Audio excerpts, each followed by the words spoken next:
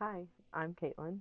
My family has moved more times than I can count, and more times than I ever expected possible. And every move has forced me to confront my things and the way that we were living.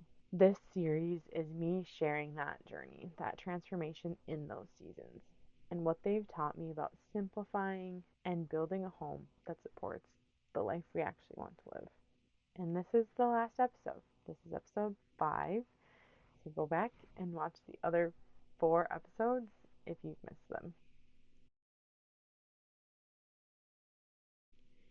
This is what it was all leading to. We've moved more times than I can count at this point. Different homes, different seasons, different versions of life. And I think for a long time, I kept expecting one of those places to feel like the final answer. What I learned was it was never about finding the perfect home or the perfect space, the perfect organization. It was learning what enough actually feels like.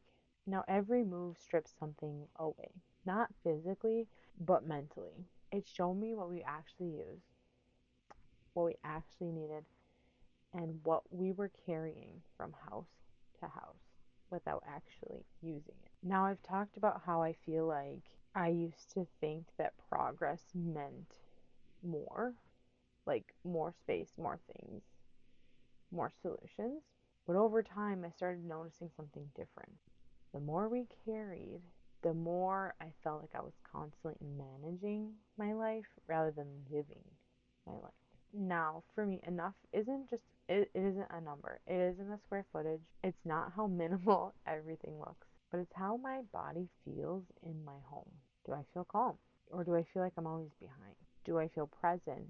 Or do I feel pulled in 100 directions? So I've learned that I don't thrive when there's a bunch of stuff around. I don't thrive in excess. Not because that I need everything to be perfectly minimal. I feel best when I have less to manage. Less noise, less clutter, less mental tabs open in the back of my mind. I think for a long time, I was trying to organize my way into peace. Like, I always felt like I was very good at organizing, but I would always end up in the same place. But I found that peace doesn't come from organizing more. It just came from needing less things to organize in the first place.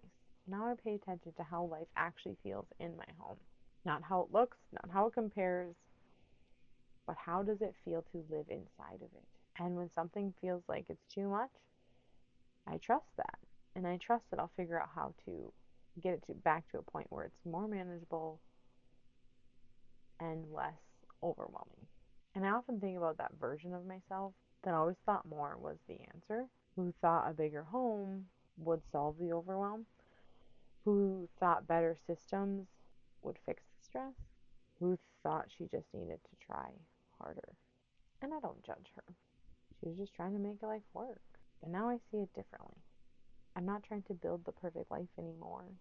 I'm trying to build a life that feels like it fits, a home that supports me, a rhythm that feels sustainable and intentional, a way of living that doesn't require a constant catching up. I don't think enough is something that you can just arrive at.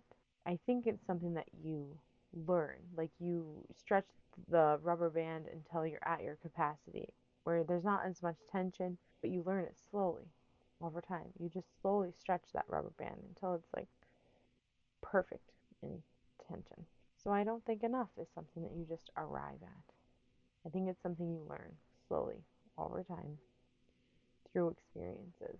And for me, the lessons I learned came from moving, came through letting go, paying attention to what actually felt like too much, and learning to choose differently. That's what this whole journey has been teaching me. Not how to have less, but how to finally feel like what I have is enough. I think I'm just only going to continue learning, which I think is the beautiful thing about simplifying and choosing more intentionality within life, because it just feels different. Like, I know we're not done moving, and that just drives me to be more ruthless in my decluttering, to be more ruthless in the things that I want to have in my home, to be more ruthless with the hobbies that I allow into my life. And I think that's the beautiful thing that I've learned again and again and again is that more is not going to give me more. The more I can strip away and slough? I don't know, slough, sludge, get off all the rest of the slop, I become more in tune to who I am, what I need, what my family values. And I think that's the beautiful part in all of this is the learning, the growing, the excavating out the values that you are looking for and striving to have. Thank you so much for being here. This concludes our 5-part series what on what my moves have taught me about living simply and kind of my philosophy around decluttering and simplifying and potentially living a different life than most people. I hope it inspired you to think a little bit deeper about the things that you have and have been carrying around if you've moved a lot. And I hope you stick around because we have a lot of things coming up here and I'm excited to share them with you. All right, see you in the next one. Bye.